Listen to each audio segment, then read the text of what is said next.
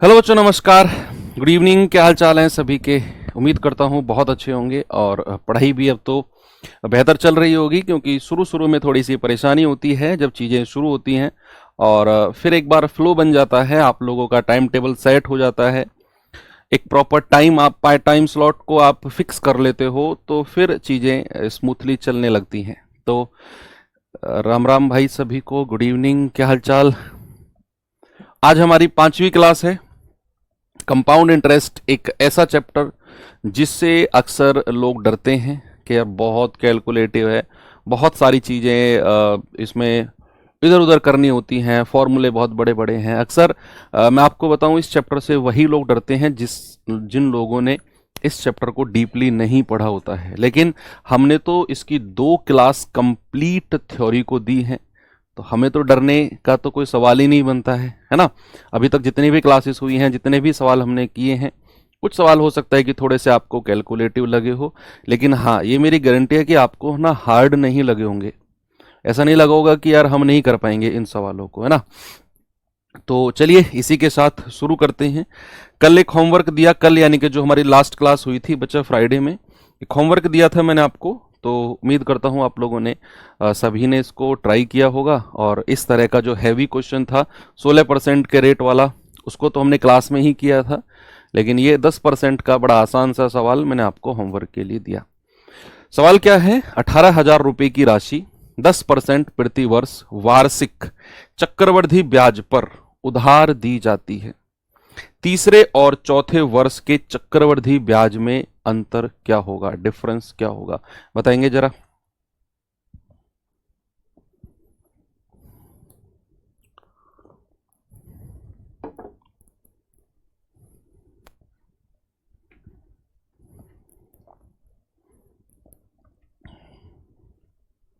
बताइए।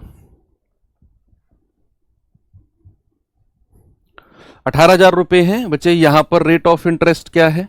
Rate of interest है हमारा 10%। कह रहा है कि तीसरे और चौथे वर्ष का चक्रवृद्धि ब्याज। देखो, तीसरे और चौथे वर्ष के चक्रवृद्धि ब्याज में अंतर, पहले तो हमें तीसरे वर्ष का ब्याज निकालना होगा, फिर चौथे वर्ष का निकालना होगा। अंतर तो बाद की बात है। तो सबसे पहले हम क्या करते हैं? थर्ड ईयर का सीआई निकालते हैं। थर्ड ईयर का सीआई, तो जरा बताएंगे मुझे क्या होगा भाई। थर्ड ईयर का सीआई होता है 3 साल के सीआई में से 2 साल का सीआई माइनस कर दो। अगर रेट ऑफ इंटरेस्ट है तो 3 साल का सीआई कितना हो जाएगा? 33.1%। 2 साल का कितना हो जाएगा? 21%। ये कितना आ गया भैया? 12.1%। ये तो थर्ड ईयर का सीआई है। लेकिन अगर फोर्थ ईयर का सीआई निकालना है, 1 सेकंड का समय देना बस।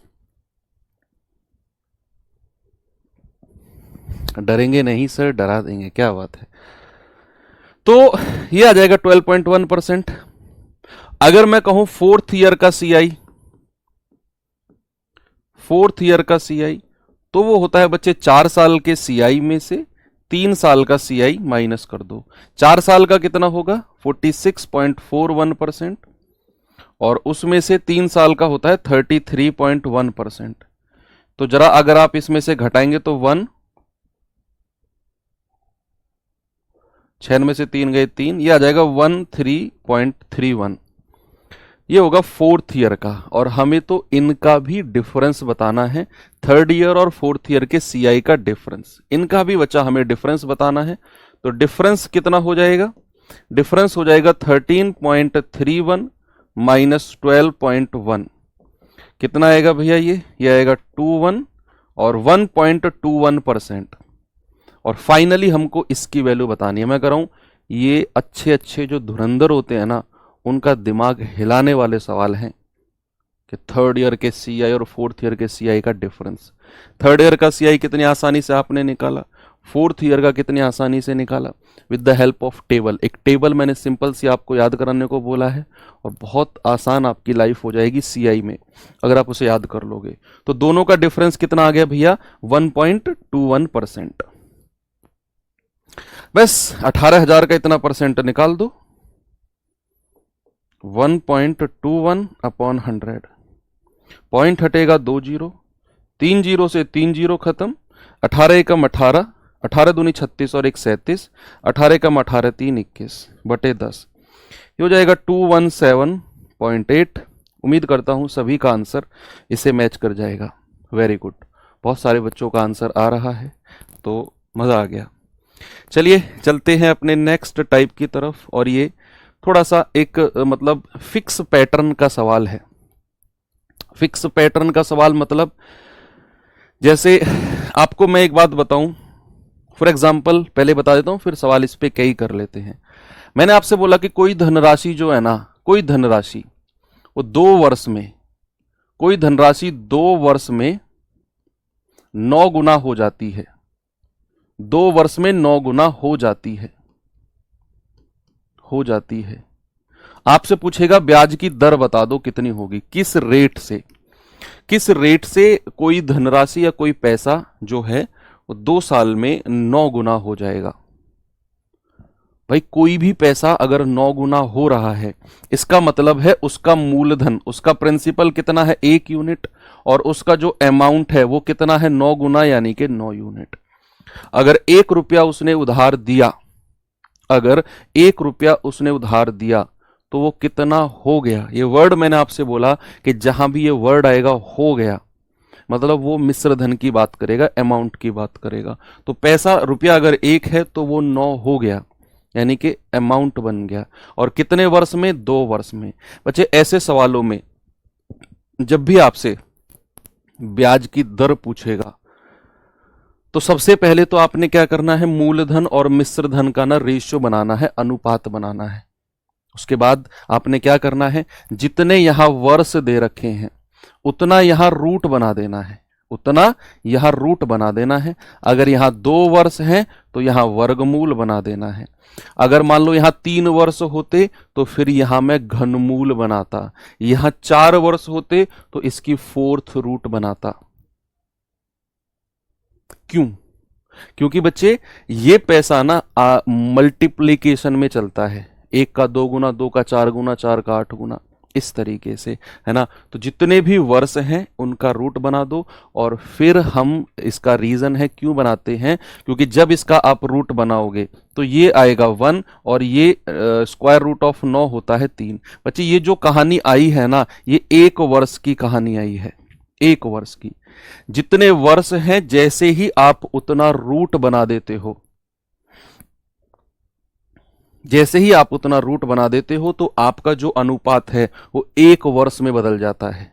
1 वर्ष में मतलब कि 1 साल के शुरुआत में अगर 1 रुपया था, 1 साल की शुरुआत में अगर 1 रुपया था, तो भाई साहब वो 3 रुपए बन गया 1 साल की अंत में। कितना उसने ब्याज दिया है, कितना ब्याज दिया है, आप कहेंगे सर 2 रुपया। कितना ब्याज दिया है, 2 रुपया। और अगर मैं बात करूं ब्याज की दर की, तो दर कितनी हो जाएगी, 2 रुपया ब्याज, मूलधन कितना है 1, और गुणा 100। आप कहेंगे 200%, 200% ब्याज बनेगा, रेट ऑफ इंटरेस्ट बनेगा 200%। यही आपने करना है कि कोई पैसा 2 साल में 9 गुना हो गया, जितना वर्ष है उतना यहां रूट बना दो। 1 साल में रुपया जो है 1 से 3 हुआ है, 1 साल में, और 1 साल का तो साधारण और चक्रवर्ती बराबर होता है ना। तो 1 साल में ब्याज कितना मिल गया, 2 रुपया, और ब्याज 2 रुपया है। मूलधन हमेशा नीचे रखते हैं, बटे मूलधन गुणा 100, यानी कि जो हमारा रेट ऑफ इंटरेस्ट है वो आपका 200% है। कितना है, 200%। एक और सवाल आपको मैं ऐसा देता हूं, कोई धनराशि जो है 4 वर्ष में, कोई धनराशि 4 वर्ष में 16 गुना हो जाती है, 16 गुना हो जाती है, तो आपको ब्याज की दर बतानी है, रेट ऑफ इंटरेस्ट क्या होगा, बताइए।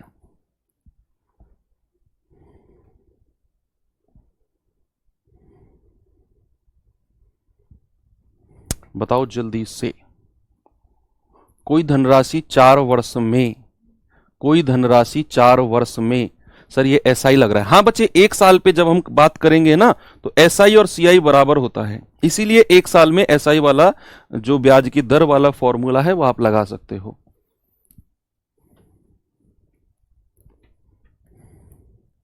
बताओ, तो आप कहेंगे सर 16 गुना है, मतलब मूलधन और अमाउंट का रेशियो कितना हो जाएगा, 1 रुपया अगर आपने ब्याज पर दिया तो वो 16 गुना हो गया, यानी कि 16 हो गया। कितने वर्ष दिए हुए हैं, 4 वर्ष दिए हुए हैं, तो उतना आपने रूट बना देना है, इसका 4th रूट बना दो। तो 1 का तो कितना भी रूट 1 ही रहेगा, 4th रूट ऑफ 16 ये बाहर निकल के आएगा 2। भाई 4th रूट ऑफ 16 कितना बाहर निकल के आएगा 2। यानी कि 1 वर्ष की कहानी अगर मैं आपसे कहूं तो आप कहेंगे सर 1 रुपया 2 रुपया बन गया, तो ब्याज कितना मिला यहां पर, सर ब्याज मिला है 1 रुपया, है ना, इसमें से ये घटा दिया। और अगर हमें दर निकालनी है, रेट निकालना है, तो ब्याज कितना है 1, मूलधन कितना है 1 और इंटू 100, तो आप कहेंगे 100% ब्याज की दर हो गई, 100%। कितना बच्चे, 100%। एक और सवाल और फिर अपनी पीडीएफ की तरफ चलते हैं। क्या है जरा देखना कि यहां पर अगर मैंने आपसे कहा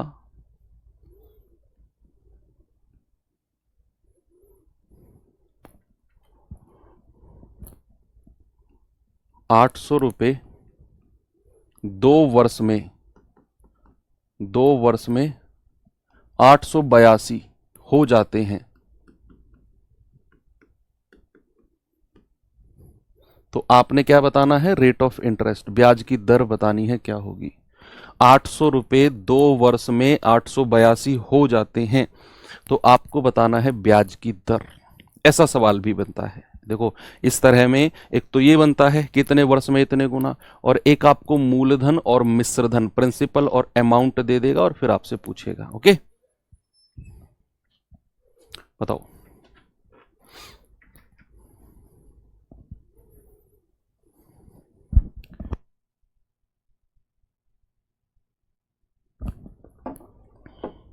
चलिए भाई, सवाल है 800 रुपये 2 वर्ष में 882 हो जाते हैं। अब यहां भी हमें मूलधन और मिश्रधन लेना है, प्रिंसिपल और अमाउंट। बच्चा मूलधन कितना है यहां देखेंगे जरा, 800 रुपया। मिश्रधन कितना है यहां जरा देखेंगे, 882। अब आप एक चीज देखो, मैंने आपसे बोला कि जितने वर्ष हैं, जितने वर्ष हैं उतने ना यहां रूट लगा देंगे, उतने यहां पर रूट बना देंगे। अगर यहां 2 वर्ष हैं तो इसका 2 2 रूट। लेकिन रुको, अभी आप एक चीज देखो कि अगर आप 800 का रूट बनाते हो, वर्गमूल बनाते हो, क्या ये प्रॉपर संख्या हमको मिल पाएगी। अगर 882 का रूट बनाते हो, क्या ये प्रॉपर संख्या हमको मिल पाएगी, नहीं। तो बढ़िया है कि हम पहले इस अनुपात को ऐसे बदलें जिसका वर्गमूल हम निकाल सके, और ये संख्या डेफिनेटली बदलेंगी। ऐसा मत सोचना कि सर अगर वर्गमूल नहीं निकाल पाए, 101% निकलेगा। तो यहां हम 800 का वर्गमूल नहीं ले सकते भाई, इधर 2 2 आप लगा दो, कभी प्रॉपर संख्या आएंगी ही नहीं। तो सबसे पहले हम क्या करेंगे, इसको 2 से काटेंगे 400 बार, इसको 2 से काटेंगे 441 बार। अब मुझे संख्या मिल गई 400 और 441, और ये जो संख्या है ये हमारी प्रॉपर वर्ग है किसी ना किसी संख्या का। ये 20 का वर्ग है, ये 21 का, तो आप इनका वर्गमूल ले सकते हो। 2 वर्ष आपको दिए हुए हैं तो यहां पावर 2 लगा दो, तो भैया 400 का स्क्वायर रूट हो जाएगा 20 और 441 का स्क्वायर रूट हो जाएगा 21। यानी कि हमारी जो कहानी है वो 1 वर्ष पे आ गई कि 20 रुपये 21 रुपये बन गए। तो ब्याज कितना बना है, ब्याज बना है 1 रुपया। और अगर हमें रेट ऑफ इंटरेस्ट यानी कि दर प्रतिशत बताना है तो 1 रुपया ब्याज, मूलधन कितना है 20 और गुणा 100, तो ये आएगा 20 पंजे 100 और 5 एकम 5%। तो ब्याज की दर कितनी आ गई बच्चे, 5%। तो सबसे पहले आपको यही करना है कि जो हमें मूलधन और मिश्रधन दिया है, या तो वो डायरेक्ट ऐसी संख्या हो जिनका वर्गमूल निकल जाए, नहीं तो फिर उनका रेशियो बनाकर हम ऐसी संख्या बनाएंगे। सर रेशियो में कॉमन भी नहीं होता, 2 से डिवाइड करके रूट, हाँ बात तो वही है साहिल। चलो पहला सवाल है बच्चे, जरा देखेंगे इस सवाल को।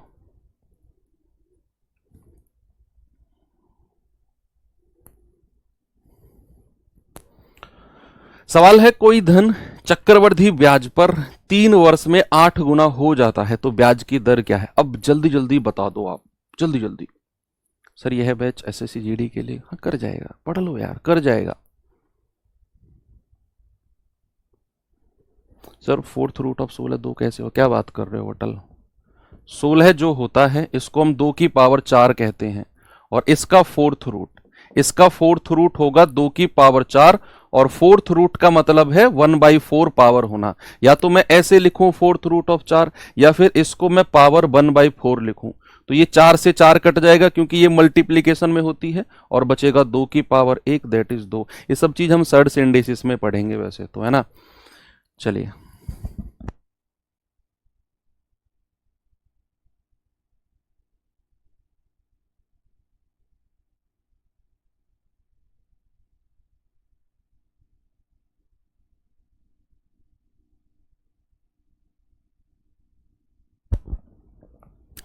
देखो, कोई धन चक्रवृद्धि ब्याज पर 3 वर्ष में 8 गुना हो जाता है। बच्चा 8 गुना हो जाता है मतलब प्रिंसिपल और अमाउंट। 1 रुपया अगर आपने किसी को ब्याज पर दिया तो वो 8 हो गया, है ना। तो यहां वर्ष कितने हैं, वर्ष है 3, तो ये घनमूल बना दो, 3 पावर लगा दो। तो घनमूल ऑफ 8 2, यानी कि जो हमारी कहानी है वो 1 वर्ष पे आ गई कि 1 रुपया हमारा 2 रुपया बन गया है। तो इसने ब्याज कितना दिया है बच्चा, आप कहेंगे सर ब्याज दिया है इसने 1 रुपया, भाई 2 में से 1 घटा दिया। और अगर हमें ब्याज की दर प्रतिशत निकालना है, 1 रुपया ब्याज बटे मूलधन गुणा 100, तो आप कहेंगे सर 100% ब्याज की दर है, रेट ऑफ इंटरेस्ट जो है वो 100% है। आगे चले, ये सवाल करिए जरा, ऐसे सवाल एग्जाम में बनते हैं भाई। किस वार्षिक चक्रवृद्धि ब्याज की दर से 2 वर्ष में कोई मूलधन स्वयं का 25/16 गुना हो जाता है। Very good. सर आप मेरे कमेंट्स का जवाब क्यों नहीं देते, आपने कमेंट लिखा ही नहीं, बस ये लिख दिया कि जवाब क्यों नहीं देते। चलो देखो, उसने कहा किस वार्षिक चक्रवृद्धि ब्याज की दर से कोई धन मूलधन का 16/25 गुना, यानी कि 16 अगर मूलधन है तो 25 गुना हो जाता है। 25 क्या है, अमाउंट। भाई कोई धन 3/2 गुना हो गया, बच्चे 3/2 गुना हो गया मतलब 2 रुपए अगर मेरा मूलधन है तो 3 रुपए क्या है, 3 रुपए उसका अमाउंट है, 3 रुपए उसका अमाउंट है। यानी कि अगर मैं प्रिंसिपल और अमाउंट के रेशियो की बात करता हूं तो 16 रुपया मूलधन है, अमाउंट कितना हो गया 25, अमाउंट कितना हो गया 25। ठीक है, अब यहां 2 वर्ष हैं तो हम क्या करेंगे, इसका वर्गमूल ले लेंगे। अब 16 का वर्गमूल होता है 4, 25 का वर्गमूल होता है 5, यानी कि जो कहानी है वो 1 वर्ष पे आ गई। तो कोई पैसा 4 से 5 हो गया, तो यहां ब्याज कितना मिला है, यहां ब्याज मिला है 1 रुपया। और अगर हमें ब्याज की दर प्रतिशत निकालना है तो 1 बटा मूलधन कितना है 4 इंटू 100, 4 से कटेगा 25 बार और 25 एकम 25%। Option number 4। ठीक है, आ गया सभी का, वेरी गुड। ये सवाल करिए जरा, नहीं ये करो, उसे बाद में करेंगे।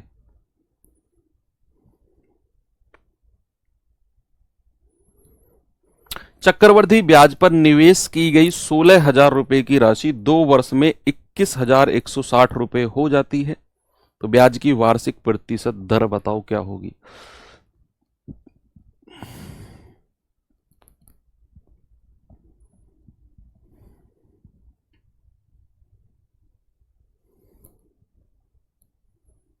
भाई वो कहने वाला है आपसे कि 16,000 रुपए हैं, 2 साल में 21,160 रुपए हो गए।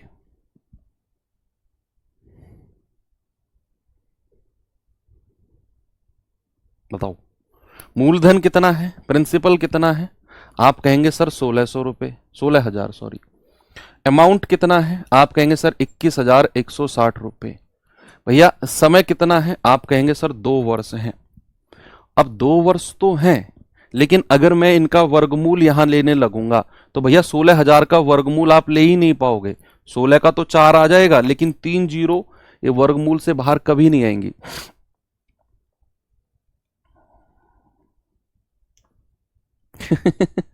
सर आप हमें फाइनेंसर बना के मानोगे। देखो, तो फिर हम क्या करेंगे, पहले इस रेशियो को कुछ बनाएंगे हम। अगर मैं दोनों तरफ से एक एक जीरो उड़ा दूं तो ये बचेगा 1600 और ये बनेगा 2116।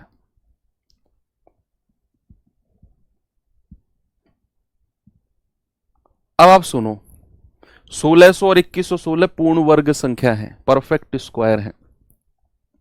आप अगर अब भी नहीं समझ पाए कि यार ये परफेक्ट स्क्वायर, हमें तो नहीं पता इतनी बड़ी संख्या पूर्ण वर्ग है या नहीं, तो फिर आप इन्हें 4 से काट सकते हो। 4 चौके 16, 400 बार कटेगा, 4 पंजे 20, 1 4 दूनी 8, 4 दूनी 8, 3 4 नाम 36। अब देखो जो संख्या हमको मिली है वो 400 और 529 है। ये संख्या भी पूर्ण वर्ग है। 400 भी पूर्ण वर्ग है, 20 का वर्ग। 529 भी पूर्ण वर्ग है, किसका वर्ग?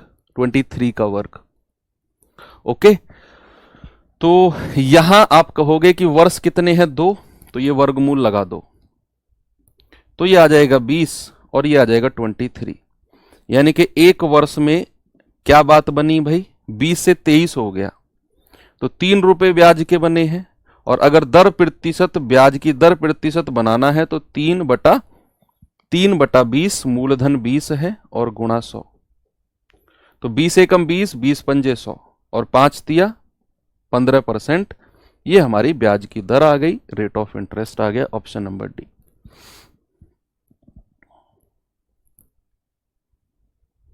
ओके, चलो अब यहां तो दर प्रतिशत आपसे पूछ ली। अगर ऐसा हो कि भाई साहब आपसे दर प्रतिशत दिया हो और समय पूछ ले, वहां क्या करोगे? चलो वहां भी आपको मैं बताता हूं कि क्या जुगाड़ हम वहां कर सकते हैं। क्या आपको ब्याज की दर प्रतिशत दे देगा और पूछेगा समय बता दो भाई साहब, समय कितना है, कितने समय में ये हो जाएगी? तो सवाल है कि 10% वार्षिक चक्रवृद्धि ब्याज की दर पर 3200 रुपए की राशि कितने समय में 3362 रुपए हो जाएगी? 3200 रुपए की कोई राशि है, कितने वर्ष में 3362 हो जाएगी? अब समय तो हमको यहां दिया नहीं है। अब तक हम पीछे के सवालों में क्या कर रहे थे, जितना समय दिया हुआ था उतना रूट बना रहे थे, लेकिन यहां तो समय ही नहीं दिया, तो फिर रूट कैसे बनाएंगे? अभी बताता हूं आपको। सबसे पहले आप मुझे बताओ प्रिंसिपल और अमाउंट। प्रिंसिपल कितना है? 3200। अमाउंट कितना है? 3362। इनका जरा रेशियो बनाना भाई। 2 से जाएगा 1600 बार और 2 से जाएगा 2 एकम 2, 1 2 छिक्के 12, 1 2 अट्ठे 16, 2 एकम 2, 1681।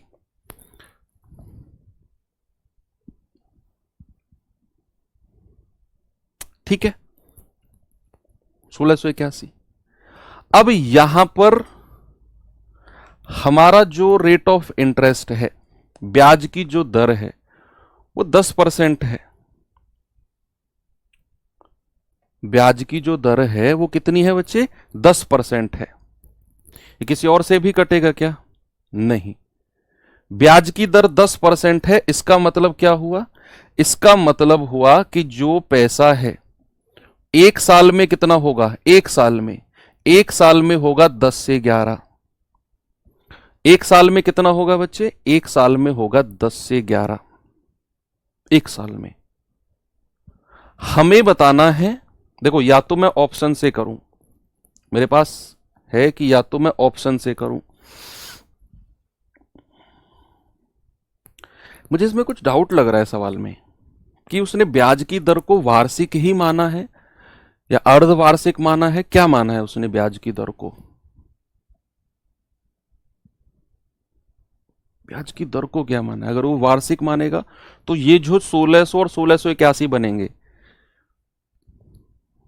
कुछ इसी फॉर्मेट में बनेंगे।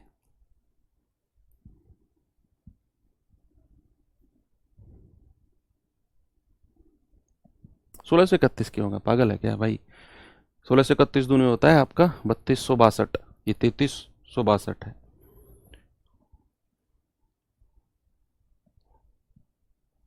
देखो, अगर मैं मानकर चलूंगा कि रेट ऑफ इंटरेस्ट जो है ना वो हमारा 10 से 11 है, ब्याज की दर 10% है ना, तो एक वर्ष में पैसा 10 से 11 हो जाएगा। मान लो अगर मैं समय 2.5 वर्ष भी लेता हूं तो दूसरे वर्ष भी पैसा कितना हो जाएगा, दूसरे वर्ष भी 10 से 11 हो जाएगा, दूसरे वर्ष भी 10 से 11 होगा। और अगर मैं जो बचा हुआ आधा वर्ष है उसके लिए रेट ऑफ इंटरेस्ट भी हमारा 10% का आधा हो जाएगा, दैट इज 5%।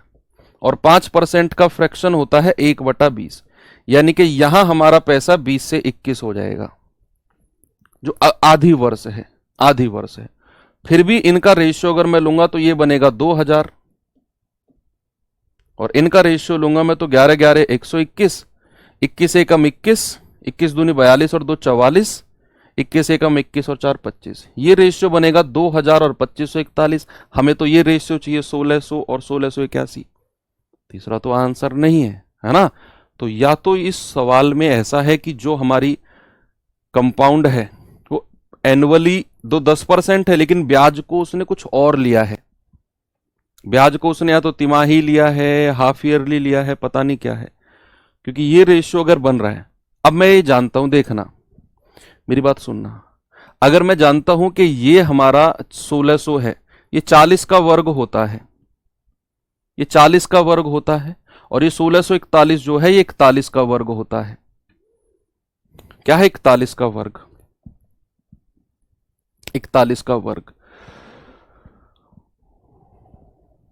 अब आपको मैं बताऊं कि इसमें करेक्शन क्या है, मैं करेक्शन भी बता दूंगा आपको, मैं करेक्शन भी बता दूंगा आपको।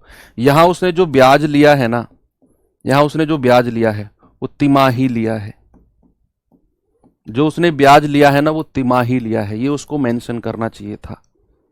मैं बताऊंगा सर आपको समझ में कैसे आ गया कि ब्याज तिमाही लिया है, अभी बताता हूं मैं आपको। भैया ये तो आपको समझ में आ गया, 1600 और 1681 रेट बनेगा। 1600 जो होता है 40 का वर्ग मैं इसको कह सकता हूं, और 1681 को 41 का वर्ग मैं कह सकता हूं, 41 का वर्ग।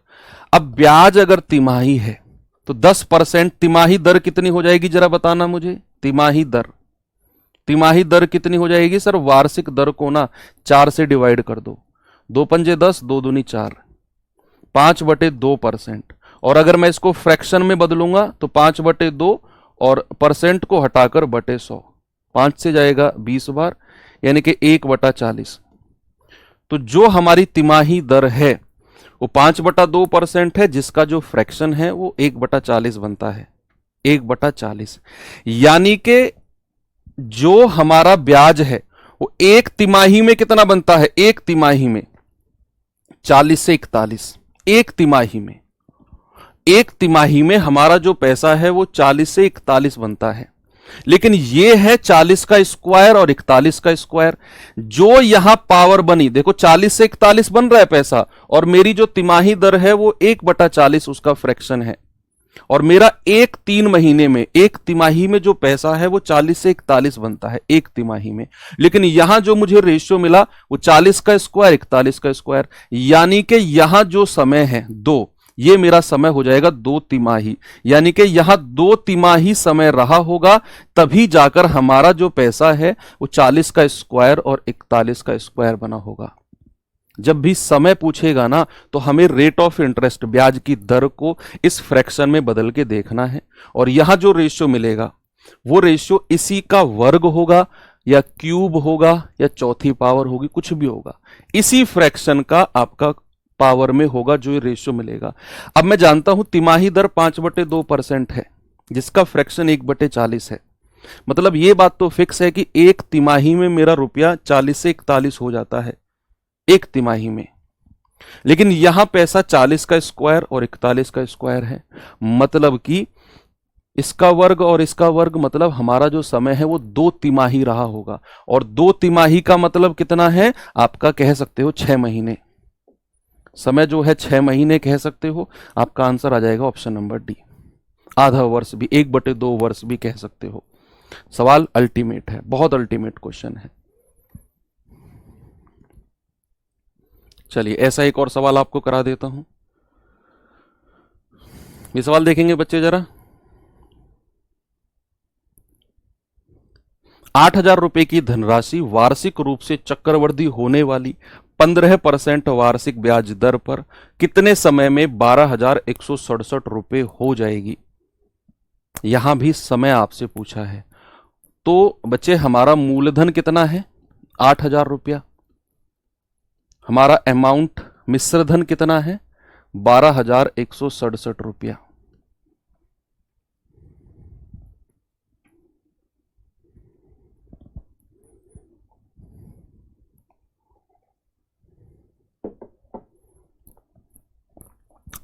अब हमें समय बताना है। उसने बोला 15% वार्षिक। 15% का जो फ्रैक्शन होता है 15/100 होता है। 5 तिया 15 और 20 पंजे 100। यानी कि अगर मैं एक वर्ष की बात करूं तो जो पैसा है मेरा एक वर्ष में 20 से 23 हो जाता है।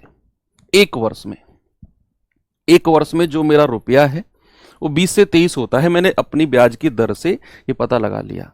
अब जो मेरा मूलधन और मिश्रधन है, इसको हमें देखना है कि ये 20 और 23 के वर्ग या घन या पावर 4 में कुछ इन्हीं में से ही होगा। 101%। और जितनी पावर बनेगी इन दोनों की उतना ही समय हो जाएगा। वही आपका आंसर है।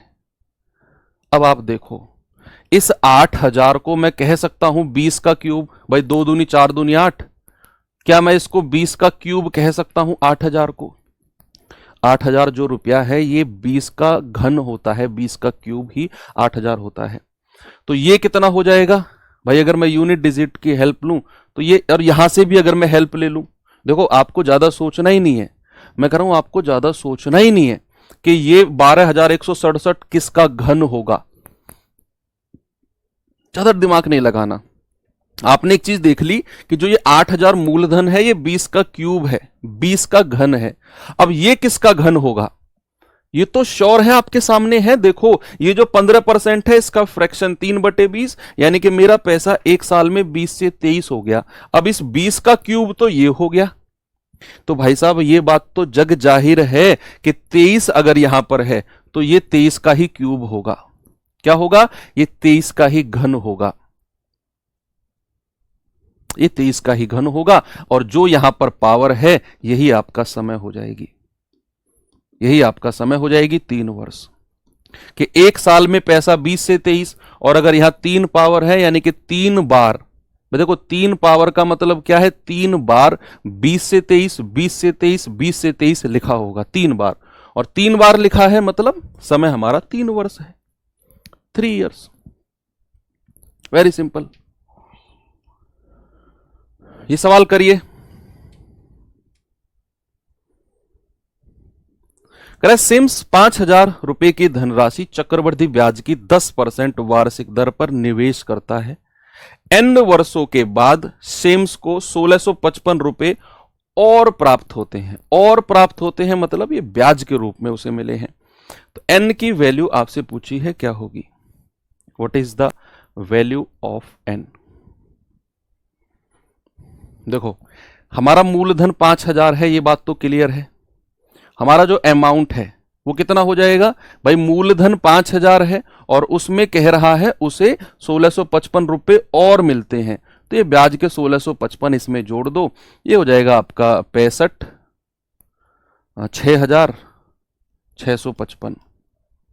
और ये हमारा 5,000 तो मूलधन है। अब हमारा उसने बोल दिया कि जो ब्याज की दर है बच्चे, वो रेट ऑफ इंटरेस्ट जो है ना वो 10% है। इसका फ्रैक्शन 1/10 होता है।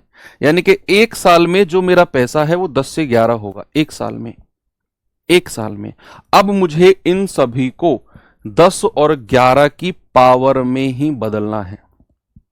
उससे पहले मैं देखूंगा ये 5,000 है तो ये 5 से कटेगा, इसको और छोटी पावर में बनाते हैं। तो 5 एकम 5, 1,000 आ जाएगा। 5 एकम 5, 1, 5 तिया 15, 1, 5 तिया 15, 5 एकम 5। अब आप एक चीज देख रहे हो कि मूलधन तो 1,000 है और मिश्रधन 1,331। ये मैं जानता हूं कि 1,000 जो है ये 10 की पावर 3 होता है। अगर ये 10 की पावर है तो ये वाला किसकी पावर हो जाएगा? 11 की। और जितनी पावर है वही आपका समय होती है। समय कितना हो जाएगा? 3 वर्ष। Very simple. ऑप्शन नंबर 3 आ गया सभी का? Very good.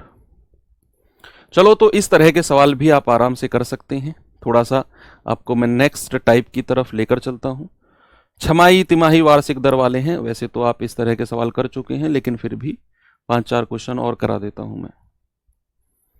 ये सवाल बताइए बच्चे जल्दी से, अब जल्दी जल्दी करो। देखो, छमाही दर, तिमाही दर, इस तरह के सवाल आपको मैं पूरी क्लास दी है यार इस तरह की, तो आपको सेकंड क्लास जो कॉन्सेप्ट दिया था, ये टाइप है। वो कह रहा है 5,000 रुपए का 4% वार्षिक दर से 1 वर्ष का चक्रवृद्धि ब्याज बताओ यदि ब्याज छमाही जोड़ा जाता है, हाफ ईयरली जोड़ा जाता है।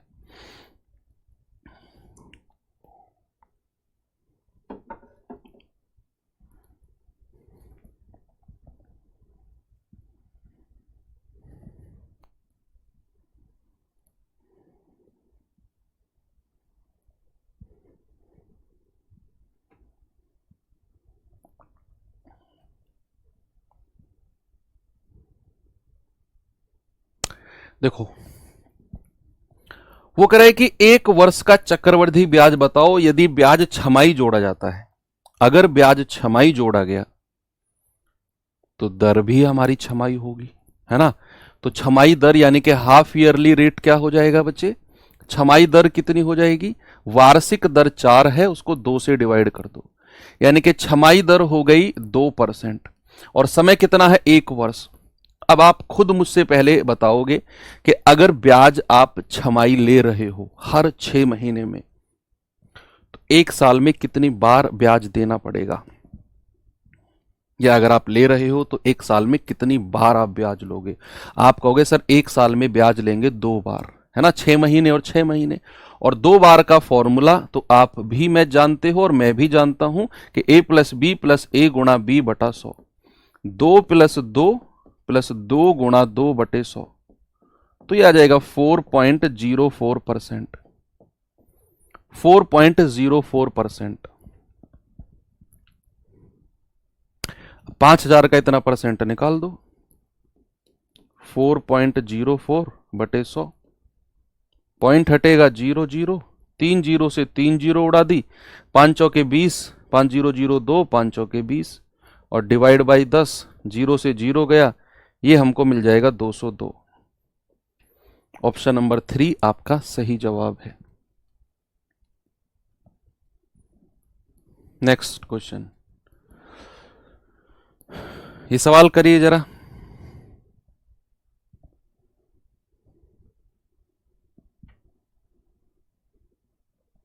सवाल है यदि छमाही चक्रवृद्धि पर 20% वार्षिक की दर से 10,000 निवेश किए जाते हैं तो 18 महीने बाद कितनी राशि मिलेगी? कितनी राशि मिलेगी मतलब मिश्रधन अमाउंट की बात कर रहा है।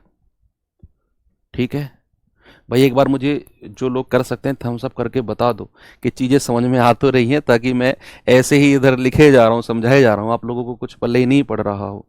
चक्रवृद्धि ब्याज में मानता हूँ थोड़ा सा टॉपिक ऐसा है, थोड़ा टाइम लेगा समझने में, लेकिन अगर आप हिम्मत वाले हैं तो समझ जाएंगे। और ये मुझे यकीन है कि आप सभी लोग हिम्मत वाले हैं अगर आप इसे पढ़ रहे हैं तो। अगर मजा आ रहा है, समझ में आ रहा है, थम्स अप करके। मैं बहुत स्लो चल रहा हूँ इस चैप्टर में, बहुत स्लो, जानबूझकर बहुत स्लो चल रहा हूँ। मुझे पता है कि 1-2 क्लासेस में एक्स्ट्रा जाएंगी, जाती हैं तो जाए, लेकिन मेरे जो स्टूडेंट्स हैं उनको ये चीज़ ऐसी समझ में आनी चाहिए कि एग्ज़ाम में कोई भी सवाल देखें तुरंत जुगाड़ लगाकर अपना आंसर कर दें। अगर ऐसा सवाल भी हो जो टाइम टेकिंग हो, उसमें भी जुगाड़ लगा जाए।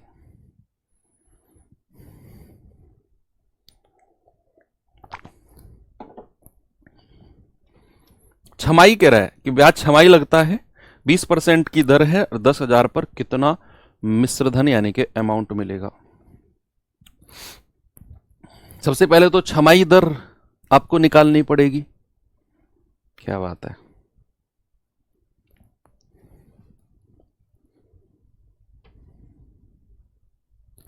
सबसे पहले तो आपको छमाही दर, क्योंकि वो छमाही कैलकुलेट करने को कह रहा है, तो 20%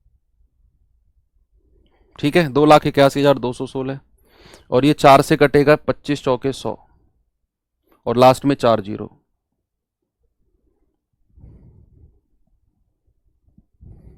ठीक है, फिर कितने से कटेगा ये? 8 2 10 और 11 और 2 13, एक 14, 14 और 6 20। ये 4 से ही कटेगा फिर। 4 सत्ते 28, 0 4 तिया 12, 0 4 चौके 16। 4 से कटेगा, 4 छिंग 24, 1 4 दूनी 8, 4 पंजे 20, 0 0। 70,304। फिर ये 4 से कट सकता है, 4 एकम 4, 3 4 सत्ते 28, 2 4 पंजे 20, 3 4 सत्ते 28, 2 4 छिंग 24, 4 एकम 4, 2 4 पंजे 20, 2 4 छिंग 24, 1 4 दूनी 8, 4 पंजे 20। अब 4 से नहीं कटेगा, अब हमें इसको इसी से काटना होगा। अब कितने से कटेगा ये? 21 से कट जाएगा क्या?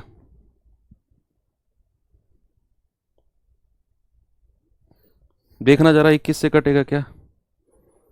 21 निम्मा 189, 21 निम्मा 189, 6 और 1 7, 21 तिया 63, 63 7 8 15, 21 सत्ते 147, 47 47, 3 और 5 8। नहीं, 21 से नहीं कटेगा ये।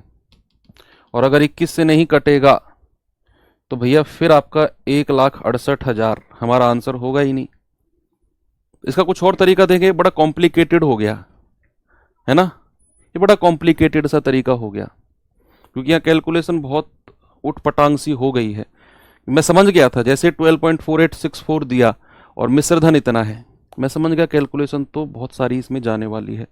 11 से कट रहा है क्या? 5 और 1 6 और 6 12, 7 7 14। नहीं, इसको एक दूसरे रेशियो मेथड से करके देखें क्या? रेशियो मेथड से जरा देखते हैं, रेशियो मेथड से इसको।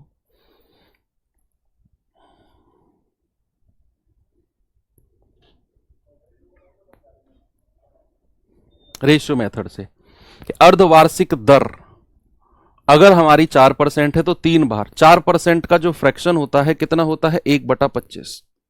यानी कि पहली साल हमारा जो पैसा है 25 से 26 होगा, फिर 25 से 26 और फिर 25 से 26। तो 25 गुणा 25 गुणा 25, ये तो हमारा मूलधन हो गया, और 26 गुणा 26 गुणा 26, ये हमारा मिश्रधन हो गया। और मिश्रधन हमको इतना दिया हुआ है, मिश्रधन हमको इतना दिया हुआ है। तो क्या मैं ये कह सकता हूं कि इस यूनिट का मान 1,96,851 होगा? एक यूनिट का मान कितना होगा? 196,851 बटे 26 गुणा 26 गुणा 26। देखो ये ना एग्जैक्ट कटेंगी, ये संख्या इससे एग्जैक्ट कटेंगी। क्यों? मैं रीजन बताता हूं क्यों। ये संख्या इससे पूरी तरह कटेंगे क्योंकि ऑप्शन के लास्ट में 3 जीरो है, ऑप्शन की लास्ट में 3 जीरो है, यानी कि यहां से हमें एक यूनिट का जो मान है वो प्रॉपर मिलने वाला है, प्रॉपर मिलने वाला है। तो देखिए अगर ये एग्जैक्ट नहीं कटी तो फिर ऑप्शन में कुछ सवाल में कुछ गड़बड़ है, क्योंकि यहां लास्ट में अगर मान लो ऐसा होता डेसिमल में या लगभग कुछ आंसर होता तो फिर थोड़ी सी दिक्कत होती, लेकिन 3 जीरो है तो एग्जैक्ट कटेगी। तो 13 दूनी 26, 13 एकम 13, 6 13 पंजे 65, 1 13 एकम 13, 5 13 चौके 52, 3 देखो 31। ये 13 से ही नहीं कट रहा, ये 13 से ही नहीं कट रहा। इसका मतलब है कुछ ना कुछ डेटा में हमारे में गड़बड़ है, या तो इस मिश्रधन में कुछ गड़बड़ है, फिर या तो इस मिश्रधन में कुछ गड़बड़ है।